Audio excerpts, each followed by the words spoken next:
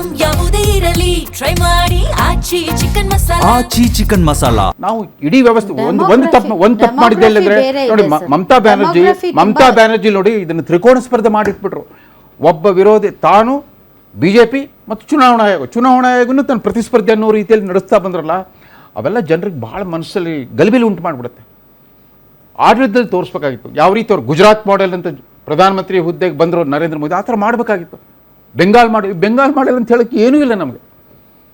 ಬೆಂಗಾಲದ ಸಾಹಿತ್ಯ, ಸಂಗೀತ, ಸಿನಿಮಾ, ನಾಟಕ ಅದ್ರ ಬಗ್ಗೆ ನಮಗೆ ಖುಷಿ ಅನಿಸುತ್ತೆ ಹೊರತು ಇವತ್ತಿನ ಬೆಂಗಾಲ್ ನೋಡಿದ್ರೆ ಅಯ್ಯೋ ಪಾಪ ನೋಡಿ, ಅವರು ಅಶಿಕ್ಷಿತ, ಅರಶಿಕ್ಷಿತ ಮತ್ತು ಸುಶಿಕ್ಷಿತ ಬೆಂಗಾಲಿಗಳೆಲ್ಲ ಬೆಂಗಳೂರಲ್ಲಿ ಬಂದು ಬದುಕು ಕಟ್ಕೊಳ್ಳೋಕೆ ಹೋರಾಡ್ತಾ ಇದ್ದಾರೆ. ನೀವು ಹೇಳ್ತಾ ಇರುವಂತ ಪಾಯಿಂಟ್ಗಳ ಜೊತೆಗೆ ಸರ್, ಕೇಂದ್ರ ಸರ್ಕಾರವೂ ಕೂಡ ಒಕ್ಕೂಟ ವ್ಯವಸ್ಥೆಯಲ್ಲಿ ವೆಸ್ಟ್ ಬೆಂಗಾಲ್ ಅನ್ನ ನಮ್ಮ ಒಕ್ಕೂಟದ ವ್ಯವಸ್ಥೆಯ ಒಂದು ಭಾಗ ಅಂತ ನೋಡಿದ್ದಕ್ಕಿಂತ ಜಾಸ್ತಿ ನನ್ನ ವೈರಿ, ನನ್ನ ಶತ್ರು, ಯಾಕೆ ಅಂತಂದ್ರೆ ನೀವು ಅಂತಾನೆ ಕೇಂದ್ರ ಸರ್ಕಾರ ನೀವು ನೀತಿ ಆಯೋಗದ ಸಭೆ ಕರೆದ್ರೆ ಬಹಿಷ್ಕಾರ ಹಾಕ್ತೀರಿ, GST ಕೌನ್ಸಿಲ್ ಸಭೆ ಕರೆದ್ರೆ ಅದಕ್ಕೂ ಬಾಯ್ಕಾಟ್ ಮಾಡ್ತೀರಾ, ಏಕವಚನದಲ್ಲಿ ಪ್ರಧಾನಮಂತ್ರಿ ದಿನನಿತ್ಯ ಬೈತಾ ಇರ್ತೀರಾ. ಅವ್ರು ನಿಮ್ಗೆ ಸೌಜನ್ಯ ತೋರಿಸ್ಬೇಕು. ಎಷ್ಟು ಸೌಜನ್ಯ ತೋರಿಸು ಕೇಳಿಲ್ಲ. ಪ್ರಧಾನಮಂತ್ರಿಯಾಗಿ ಬಂದು ಮೊದಲನೇ ಸಾರಿ ಪಾರ್ಲಿಮೆಂಟ್ಲಿ ಮೋದಿ ಅವರು ಹೇಳಿದ್ರು, ನಾನೊಬ್ಬ ಮುಖ್ಯಮಂತ್ರಿಯಾಗಿ ಇಲ್ಲಿಗೆ ಬಂದಿದ್ದೀನಿ, ಅದರಿಂದ ಕೋಆಪರೇಟಿವ್ ಫೆಡರಲಿಸಮ್ ಬೇಕು. ಅದು ಹೆಂಗೆ ಕಾಂಪಿಟೇಟಿವ್ ಕೋಆಪರೇಟಿವ್ ಫೆಡರಲಿಸಮ್, ರಾಜ್ಯಗಳ ನಡುವೆ ಸ್ಪರ್ಧೆ, ಕೇಂದ್ರ ಮತ್ತು ರಾಜ್ಯಗಳ ನಡುವೆ ಸ್ಪರ್ಧೆ ಅಂತ ಇವ್ರು ಸ್ಪಂದಿಸಲಿಲ್ಲ. ನಮ್ಮ ಸಿದ್ದರಾಮಯ್ಯ ನೋಡಿ, ಪಿನರಾಯಿ ವಿಜಯನ್ ಅದರಲ್ಲೇ ಸೂಕ್ಷ್ಮತೆ. ಕೇಂದ್ರ ಮತ್ತು ರಾಜ್ಯಗಳ ನಡುವೆ ಏನ್ ಸ್ಪರ್ಧೆ ಸರ್? ಅಭಿವೃದ್ಧಿ ಚಟುವಟಿಕೆಯಲ್ಲಿ ಕೇಂದ್ರದ ಯೋಜನೆಗಳಿರುತ್ತೆ, ರಾಜ್ಯದ ಯೋಜನೆಗಳಿರುತ್ತೆ. ಒಬ್ಬ ಬಿಹಾರ್ನ ಜಂಗಲ್ ರಾಜ್ಯ ಆಗಿದ್ದನ್ನ ಸುಶಾಸನ್ ಬಾಬು ಅನ್ಸ್ಕೊಂಡ್ಬಿಟ್ಟು ಯಾರು ಪ್ರಧಾನಿಗಳನ್ನ ಹೊಗಳ್ತಾರೋ, ಯಾರು ಪ್ರಧಾನಿಗಳ ಜೊತೆ ಉತ್ತಮ ಸಂಬಂಧ ಹೊಂದಿರ್ತಾರೋ ಅವರಿಗೆ ಆ ರಾಜ್ಯಕ್ಕೆ ಕೊಡುಗೆಗಳು, ಯೋಜನೆಗಳು ತುಂಬಾ ಭರ್ಪೂರಾಗಿ ಬರುತ್ತೆ. ಯಾರು ಅವರನ್ನ ವಿರೋಧಿಸ್ತಾರೋ, ಯಾರು ಅವರ ಐಡಿಯಾಲಜಿಯನ್ನ ಕಣ್ಣೆದುರಿಗೆ ಕಳೆದ 7 ವರ್ಷದಲ್ಲಿ 2 ಚಮತ್ಕಾರಿಕ ಯೋಜನೆಗಳು ಮಾಡಿ ತೋರಿಸ್ಬಿಟ್ರು. ಒಂದು ಬೆಂಗಳೂರು ಮೈಸೂರು ಎಕ್ಸ್ಪ್ರೆಸ್ ವೆ, ಒಂದು ಸಿಗಂದೂರು ಬ್ರಿಡ್ಜ್ ಶಿಲಾನ್ಯಾಸದಿಂದ ಉದ್ಘಾಟನೆವರೆಗೂ ಆ ಥರ ಕಣ್ಣಿಗೆ ಕಾಣುವಂಗೆ ಮಾಡಿ ತೋರಿಸೋದು. ಎಲ್ಲೂ ಅನ್ಯಾಯ ಮಾಡಿಲ್ಲ. ಕರ್ನಾಟಕದಲ್ಲಿ ಇವತ್ತು ಲಾಂಗೆಸ್ಟ್ ನ್ಯಾಷನಲ್ ಹೈವೇಸ್ ಇರೋದು ಕರ್ನಾಟಕದಲ್ಲಿ. ಕೇಳಿ, PWD ಮಿನಿಸ್ಟರ್ ಆಗಿದ್ದ ಮಹದೇವಪ್ಪನ ಕೇಳಿ, ಸತೀಶ್ ಜಾರಕಿಹೊಳಿ ಅವರು ಕೇಳಿ. ಮೋದಿ ಸರ್ಕಾರ ಬಂದ್ಮೇಲೆ highest number of longest kilometres of national highways thanks to Gadkari. Gadkari ಅಂದ್ರೆ ಯಾರು? ಮೋದಿ ಗವರ್ಮೆಂಟ್ ಗಡ್ಕರಿ ಅಂದ್ರೆ ಪ್ರತ್ಯೇಕ ಅಲ್ಲ. ನೋಡಿ, ಏನು ಕರ್ನಾಟಕ ಕಾಂಗ್ರೆಸ್ಸನ್ನು ಮತ್ತೊಮ್ಮೆ ಕೈ ಹಿಡಿದ ಕರ್ನಾಟಕದ ಜನತೆ, ಏನು ದಾವಣಗೆರೆ ಮತ್ತು ಬಾಗಲಕೋಟೆಯಲ್ಲಿ ಅಭೂತಪೂರ್ವವಾದ ಜಯವನ್ನು ಕೊಟ್ಟಂಥ ದಾವಣಗೆರೆ ಮತ್ತು ಬಾಗಲಕೋಟೆ ಜನಕ್ಕೆ ಹೃತ್ಪೂರ್ವಕವಾದಂಥ ಧನ್ಯವಾದಗಳನ್ನು ಅರ್ಪಿಸ್ತೇನೆ. ಅದೇ ರೀತಿ ಏನು ಪ್ಯಾನಿಕ್ ಆದಂಗೆ ಇತ್ತು ಮಧ್ಯದಲ್ಲಿ. ಇಲ್ಲ ನಾನು ಹೇಳಿದೆ. ಅಲ್ಲ, ನಾನು ಹೇಳೋದು ನೀವಲ್ಲ, ನಮ್ಮ ಪಕ್ಷದವರು ಕ್ಲಿಯರ್ ಆಗಿ, ಪಕ್ಷನೂ ಏನು ಆ ರೀತಿ ಪಕ್ಷ ಒಂದು ಸ್ವಲ್ಪ ಪ್ಯಾನಿಕ್ ಆದಂಗೆ ಆಯ್ತು. ಗ್ರೌಂಡಲ್ಲಿ ನಾವು ಕ್ಲಿಯರ್ ಆಗಿದ್ವಿ. ಅದಕ್ಕೋಸ್ಕರ ಹೇಳಿದ್ವಿ, ಬೇಡ ನಮ್ಮ ಎಲೆಕ್ಷನ್ ನಾವು ಮಾಡ್ಕೊಳ್ತೀವಿ ಅಂತ ಹೇಳಿ ನಾವು ಕ್ಲಿಯರ್ ಆಗಿ ಹೇಳಿದ್ವಿ. ಹಾಗಾಗಿ ಎಲೆಕ್ಷನ್ ಗೆದ್ದಿದ್ದೇವೆ. ಅದರ ಜೊತೆಗೆ ಇವತ್ತೇನು ನಾವು ಕೇರಳದಲ್ಲಿ UDF ಸರ್ಕಾರ ಬಂದಿದೆ, ಅಲ್ಲೂ ಕೂಡ ಅತ್ಯಂತ ಹೆಚ್ಚು ಸ್ಥಾನಗಳನ್ನು ಗೆದ್ದು ನಮ್ಮ ಸರ್ಕಾರವನ್ನು ರಚನೆ ಮಾಡ್ತಾ ಇದ್ದೀವಿ. ಕೇರಳದ ಜನತೆಗೂ ಕೂಡ ಹೃತ್ಪೂರ್ವಕವಾದ ಧನ್ಯವಾದಗಳನ್ನು ಅರ್ಪಿಸ್ತೇನೆ. ಅದೇ ರೀತಿ ನಮ್ಮ ಏನು ಪಕ್ಕದ ರಾಜ್ಯ ತಮಿಳುನಾಡಿನಲ್ಲಿ TVK ವಿಜಯ್ ಅವರು ಮತ್ತು ಅವರ ತಂಡ ಏನು 111 ತೋರಿಸ್ತಾ ಇದೆ, 111 ಸ್ಥಾನಗಳನ್ನು ಗೆದ್ದಿದ್ದಾರೆ.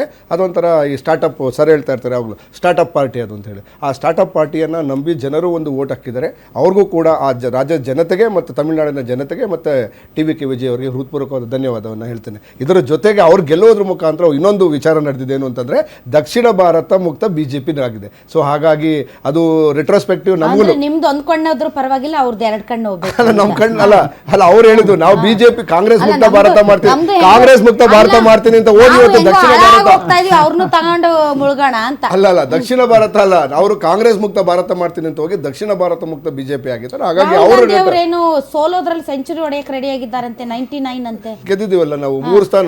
ಕೇಳಿಸ್ಕೊಳ್ಳಿ, ಇಲ್ಲಿವರೆಗೂ ಬರೀ 3 ಸ್ಟೇಟ್ ಇತ್ತು. 3 ಸ್ಟೇಟ್ ಅಲ್ಲ, ಕೇಳಿಸ್ಕೊಳ್ಳಿ, ಸೋಲಲ್ಲಿ ಸೆಂಚುರಿ ಹೊಡೆಯೋದಕ್ಕೆ ನಾವು ರೆಡಿ ಇದ್ದೇವೆ. ಕೇಳಿಸ್ಕೊಳ್ಳಿ, 100 ಅಲ್ಲ 1000 ಸೋಲಿಗೆ ರೆಡಿ ಇದ್ದೇವೆ. ಆದ್ರೆ ಐಡಿಯಾಲಜಿ ಕಾಂಪ್ರಮೈಸ್ ಮಾಡ್ಕೊಳ್ಳೋಂತ ರಾಹುಲ್ ಗಾಂಧಿ ಅವರು ಹೇಳಿದ್ದಾರೆ. ರಾಹುಲ್ ಗಾಂಧಿ ಕ್ಲಿಯರ್ ಆಗಿ, ಸೋಲಕ್ಕೆ ನಾನು ರೆಡಿ ಇದ್ದೇನೆ, ಈ ದೇಶದ ಐಡಿಯಾಲಜಿಗೆ, ಈ ದೇಶದ ಜನರ ರಕ್ಷಣೆಗೆ ನಾನು ಸದಾ ಸಿದ್ಧನಿದ್ದೇನೆ ಅಂತ ಹೇಳಿದ್ದಾರೆ. ನಮ್ದು ಸೆಕ್ಯುಲರ್ ಐಡಿಯಾಲಜಿ, ಈ ದೇಶದ ರಕ್ಷಣೆಗೋಸ್ಕರ ನಾವು ಏನು ಬಡವರು ಮತ್ತೆ ಏನು ಇದರ ತಳವರ್ಗದ ಜನರನ್ನ ರಕ್ಷಿಸೇ ಇಂಪಾರ್ಟೆಂಟ್. ಸೆಕ್ಯುಲರ್ ಇಶ್ಯೂ ಆದ್ರೆ ವೆಸ್ಟ್ ಬೆಂಗಾಲ್ ಅಲ್ಲಿ ಜನ ನಿಮ್ಮನ್ನ ಅಭೂತಪೂರ್ವವಾಗಿ ಕೈ ಹಿಡಿಬೇಕಾಗಿತ್ತು. ಎಷ್ಟು ಸರ್ ವೆಸ್ಟ್ ಬೆಂಗಾಲ್ ಅಲ್ಲಿ? ನಮ್ದು 0 ಗೆಲುವು ಅಲ್ಲ, ನಾವು ಅಕ್ಸೆಪ್ಟ್ ಮಾಡ್ಕೊಳ್ತೇವೆ. ನೋಡಿ, ಒಂದು ಕಾಲದಲ್ಲಿ 403 ಸ್ಥಾನವನ್ನು ಗೆದ್ದಿದ್ದನ್ನು ನೋಡಿದ್ದೇವೆ, 43 ನೋಡಿದ್ದೇವೆ. ನಾವು ಯಾವಾಗಲೂ ವೆಸ್ಟ್ ಬೆಂಗಾಲ್ ಅಲ್ಲಿ ಸೆಕ್ಯುಲರಿಸಂ ಸೇಲ್ ಆಗೋಷ್ಟು ಬೇರೆ ಎಲ್ಲೂ ಸೇಲ್ ಆಗಲ್ಲ. ಬಿಕಾಸ್ ಅಲ್ಲಿರುವಂತಹ ಏನು ಮುಸ್ಲಿಂ ಪ್ರಾಬಲ್ಯ ಆಗಿರ್ಬೋದು ಅಥವಾ ಅದನ್ನ ಏನು ಧ್ರುವೀಕರಣದ ಅಂಚಿಗೆ ಬಿಜೆಪಿ ತಂದಿಟ್ಟಿತ್ತು. ಸೊ ಸೆಕ್ಯುಲರ್ ಹೇಳಿ ಸರ್, ಸೆಕ್ಯುಲರ್ ಅಂತಂದಿದ್ರೆ ನಿಮಗೆ ಪ್ಲಸ್ ಪಾಯಿಂಟ್ ಇತ್ತು, ನೀವೇ ಅಲ್ಲಿ ಬರಬೇಕಾಗಿತ್ತು. ಜನ ನಿಮ್ಗೆ ಒಂದು ಕ್ಷೇತ್ರವನ್ನು ಕೊಟ್ಟಿಲ್ಲ ಅಂತಂದರೆ ನಿಮ್ಮ ಐಡಿಯಾಲಜಿಯಲ್ಲಿ ಏನೋ ಒಂದು ಸ್ವಲ್ಪ ಲೋಪ ಇದೆ.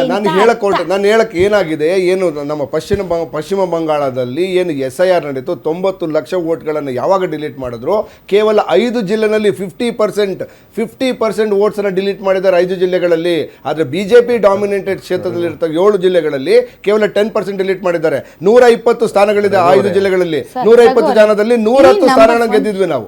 203 ಸೇಮ್ ಬಿಹಾರದಲ್ಲೂ ಅದೇ ಆಗಿದ್ದು, ಇಲ್ಲೂ ಅದೇ ಆಗಿರೋದು, ತಮಿಳುನಾಡಲ್ಲೂ ಅದೇನೆ. ನನ್ಗನ್ಸುತ್ತೆ ಮುಸಲ್ಮಾನರು ಓಟ್ ಹಾಕಿದ್ದಾರೆ ಬಿಜೆಪಿ. ಯಾರು ಮುಸಲ್ಮಾನರಲ್ಲ, ಮುಸಲ್ಮಾನರು ಓಟ ಕಿತ್ಬಿಸ್ ಹಾಕಿದಿರಲ್ಲ, ಅಲ್ಲಿ 50% ಓಟ್ ಕಿತ್ಬಿಸ್ ಹಾಕಿದಿರಿ. ಕೇಳಿಸ್ಕೊಳ್ಳಿ ನೋಡಿ, ಕೇಳಿಸ್ಕೊಳ್ಳಿ, ನಾನು ಒಂದೇ ಸ್ಟಾಟಿಸ್ಟಿಕ್ಸ್ ಹೇಳ್ತೀನಿ, 30 ಸೆಕೆಂಡ್ಸ್ ಕೊಡಿ ನೋಡಿ. ಏನು 5 ಜಿಲ್ಲೆಗಳು ಹೇಳ್ತಾ ಇದ್ದೀನಿ ನಾನು. 50% ಓಟ್ಗಳನ್ನು ಕಿತ್ತಾಕಿದ್ದಾರೆ. ಅಲ್ಲಿ 120 ಸ್ಥಾನಗಳಿದ್ದಾವೆ. 120 ಅಸೆಂಬ್ಲಿ ಸೆಗ್ಮೆಂಟ್ ಅಲ್ಲಿ TMC 110 ಸ್ಥಾನಗಳನ್ನು ಗೆದ್ದಿತ್ತು. ಎಂಟೈರ್ ಒಂದು 110 ಸ್ಥಾನಗಳನ್ನು ಒಂದು ಗೆದ್ದಿಲ್ಲ ನಾವಲ್ಲಿ. ಓಕೆ, ಅಂದ್ರೆ ಮೂಲ ಉದ್ದೇಶ ಏನು ಅಂತಂದ್ರೆ ಅಲ್ಲಿ ಯಾರು ಕಾಂಗ್ರೆಸ್ನ ವೋಟರ್ಸ್ ಯಾರಿದ್ದಾರೆ ಅವರನ್ನ SIR ಇಲ್ದೇನೆ 2022 ಉತ್ತರ ಪ್ರದೇಶ ಅಸೆಂಬ್ಲಿ ಚುನಾವಣೆ ಇವರು ಪ್ರಿಯಾಂಕಾ ವಾದ್ರಾ ಗಾಂಧಿ ಅವರು ಲಡ್ತಿ ಸುಮ್ಮನೆ ಎಷ್ಟು 403ಕ್ಕೆ 2 ಸೀಟು. SIR ಮಾಡಿರಲಿಲ್ಲ, ಏನು ಮಾಡಿರಲಿಲ್ಲ. ನಾನೂರು ಗೆಲ್ತೀವಿ, ಮಾತಾಡ್ತಾ ಇದೀವಿ ಸರ್, ನಾವು ಕಾಂಗ್ರೆಸ್ ಪಾರ್ಟಿ ಬಗ್ಗೆ ಮಾತಾಡ್ತಾ ಇದ್ದೀವಿ. ಸೊ ನಿಮ್ದು ಮಾತಾಡಿ, ಅವ್ರು ಮಾತಾಡ್ತಾರೆ. ನಾನು ಹೇಳ್ತಿದ್ದೇನೆ, ನಿಮ್ಮ ಸೋಲನ್ನ ನೀವು ನೋಡಿ, ಜನತೆ ಕೊಡ್ತಕ್ಕಂಥ ನಿಮ್ಮ ಐಡಿಯಾಲಜಿ ಉತ್ತರ ಭಾರತದಲ್ಲಂತೂ ವರ್ಕೌಟ್ ಆಗಿಲ್ಲ. Assam is also a very good ಇದು ಸೆಕ್ಯುಲರಿಸಮ್ಗೆ ಒಂದು ಸುಳ್ಳು. ಏನಾಗಿದೆ, ಎಂಟೈರ್ ಅಸ್ಸಾಮಲ್ಲಿ ನಡೆದಿರ್ತಕ್ಕಂಥ ಗಲಾಟೆಗಳು ಏನು, ಪ್ರತಿದಿನ ಅಲ್ಲೇನು ಮುಸಲ್ಮಾನರು ಬಂದು ನಿಮ್ಮ ಲ್ಯಾಂಡ್ಗಳು ತೆಗೆದುಕೊಂಡು ಹೋಗ್ಬಿಡ್ತಾರೆ, ನೀವು ಇಲ್ಲಿರೋರಿಗೆ ರಕ್ಷಣೆ ಸಿಗೋದಿಲ್ಲ, ನಿಮ್ಮ ಮಕ್ಕಳನ್ನ ಹಾಳು ಮಾಡ್ತಾರೆ. ಪ್ರತಿದಿನ ಆ ಕಮ್ಯುನಲ್ ರಿಯಾರ್ಡ್ಸ್ಗಳು, ಕಮ್ಯುನಲ್ ಗಲಾಟೆಗಳನ್ನು ಬಿತ್ತಿ ಏನಾಗಿದೆ, ಒಂದು ಭಯಭೀತ ವಾತಾವರಣವನ್ನು ಸೃಷ್ಟಿ ಮಾಡೋದ್ರಿಂದ ಯಾಕಪ್ಪ ಬೇಡ ಅಂತ ಹೇಳಿ 100% ಎದುರುಕೊಂಡು ಅವರು ಬಿಜೆಪಿಗೆ ಓಟ್ ಹಾಕಿರ್ತಕ್ಕಂಥದ್ದು. ಓಕೆ, ಸೊ ಅದನ್ನು ನೀವು ಅಕ್ಸೆಪ್ಟ್ ಮಾಡ್ಕೊಳ್ತೀರಾ ಗೊತ್ತಿಲ್ಲ. ಬಟ್ ರಾಹುಲ್ ಗಾಂಧಿ ಅವರು ಕ್ಲಿಯರ್ ಆಗಿ ಹೇಳಿದ್ದಾರೆ, ನಾವು 100 ಅಲ್ಲ 1000 ಸೋಲಿಗೆ ರೆಡಿ ಇದ್ದೇವೆ, ಆದರೆ ಐಡಿಯಾಲಜಿಯನ್ನು ಬಿಟ್ಟು ನಾವು ಹೊರಗಡೆ ಹೋಗೋದಿಲ್ಲ ಅಂತ ಹೇಳಿ. ತಥಾಸ್ತು, 1000 ಸೋಲಿ ಕಾಂಗ್ರೆಸ್ ಪಕ್ಷ.